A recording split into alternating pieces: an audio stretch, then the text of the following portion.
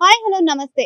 ప్రస్తుతం మనకి హైదరాబాద్‌లోని జీహెచ్ఎంసీ ఎలక్షన్స్ అయితే రాబోతున్నాయి. దానిలో భాగంగానే కళ్యాణ్ నగర్ వెంచర్ 3లో ఎవరైతే ప్రజలుంటారో వారి సమస్యలు, వారు రాబోయే రోజుల్లో వారు ఎవరిని ఎంచుకుంటారో, అసలు వాళ్ళ అభిప్రాయం ఏంటో తెలుసుకునే ప్రయత్నం చేద్దాం.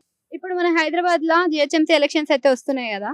మీ స్థానికంలో అంటే మీరు నివసించే ప్లేస్‌లలో ఎలాంటి సమస్యలున్నాయి? అంటే వాటర్ డ్రైనేజ్ కానీ, వాటర్ సరఫరా కానీ, అదేవిధంగా చెత్త గానీ, మున్సిపల్‌కి, జీహెచ్ఎంసీకి సంబంధించిన సమస్యలు ఏ విధంగా ఉన్నాయి?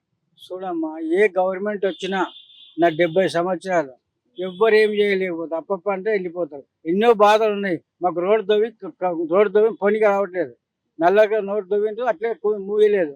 నా బాధలు ఎవరు చెప్పుకోవాలమ్మా, నీకు చెప్పుకుంటున్నా. బాధలు ప్రతి ఒక్కరు ఉంటాయి. మరి ఏం చేస్తాం దానికి?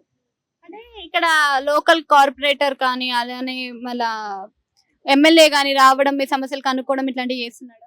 చేసినాము, డబ్బు లేదు అంటున్నాము గవర్నమెంట్ దగ్గర. డబ్బు లేదా? లేదు అంటారు. ఓకే. కంప్లెయింట్ చేసినప్పుడు ఏమైనా రెస్పాన్స్ ఇచ్చిర్రా? మేమంతా మాకు కంప్లైంట్ చేస్తే అట్లా ఏడున్నాము మేము. పార్కులో కూర్చున్నోళ్ళకి అవన్నీ మనకి ఎందుకని. ఓకే.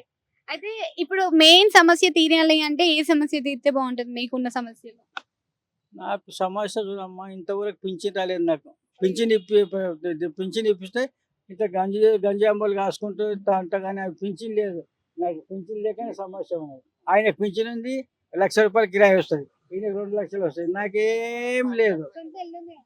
సొంత ఇల్లు ఏం చేయం సార్, గుడిసె అది. సరే. అయితే ఇప్పుడు జీహెచ్ఎంసీ ఎలక్షన్స్ లో అన్ని పార్టీలు పాల్గొంటున్నాయి. ముఖ్యంగా బీఆర్ఎస్, బీజేపీ, టీఆర్ఎస్, బీఆర్ఎస్ ఇవన్నీ కూడా ఉన్నాయి. దీంతో పాటుగా జనసేన కూడా వస్తాను తెలంగాణలో పోటీ చేస్తా అంటుంది. మరి ఏ విధంగా ప్రభావితం చేస్తుంది అంటారు? మా రాజకీయం గురించి మనకి ఎందుకమ్మా, ఎవరు ఇష్టం అని కూడా పెట్టుకోవచ్చు. ఏది రాదు, ఏ రన్నింగ్ ఉంటే అది పని చేస్తుంది.